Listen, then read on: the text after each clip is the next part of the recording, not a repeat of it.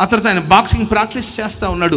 అప్పుడు ఇంకొకటి వచ్చేసాడు. ఇంకొకసారి బాక్సింగ్ ప్రాక్టీస్ చేస్తుంటే, సార్ ఏదో పంచు కొంచెం తగ్గినట్టుంది, ఇంతకుముందు మీ పంచు బాగా వేగంగా ఉండేది, కొంచెం వీక్ అయినట్టున్నారు, ఏజ్ మీద ఇట్లా చెప్పుకుంటూ వచ్చారండి.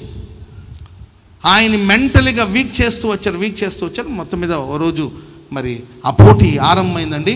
ఆ పోటీలో ఆ కుర్రోడిని పిచ్చగొట్టు కొట్టేశాడు. బలవంతుడైన స్ట్రాంగ్, ఎవరు ఓడించలేరు, జయించలేరు. అటు కింద పడేశాడండి. ముక్కుల నుండి నోట్ల నుండి రక్తం పడతా ఉంది ఆయనకి. అప్పుడు ఎవరెవరైతే రన్నింగ్లో అండ్ జిమ్లో ఎవరెవరైతే కనబడి బలహీనుడు అని చెప్పారు కదా, వాళ్ళు వచ్చి అక్కడొకడు నిలబడి ఈయన వైపు అలా చూస్తూ ఉన్నారండి. లేచి నిలబడి చూస్తుంటే ఈయన కూడా సడన్గా వాళ్ళ వైపు చూశాడు. వీళ్ళు మొక్కలో ఒకప్పుడు ఉన్నంత బలం లేదన్నట్లు ఎక్స్ప్రెషన్ పెట్టారు.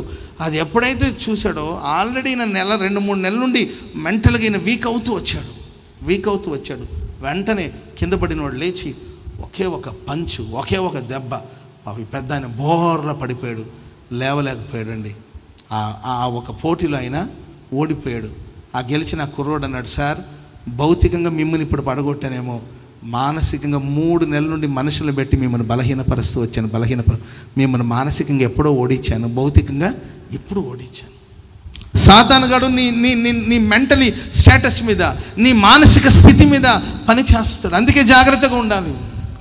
ఎవరైనా బలహీనపరిచారా? బలహీనపడొద్దు. నిన్ను కృంగదీయాలని కోరుకున్నారా? కృంగిపోవద్దు. ఏంటి వీక్గా ఉన్నావంటే ప్రార్థన చేయమని, అంతేకా.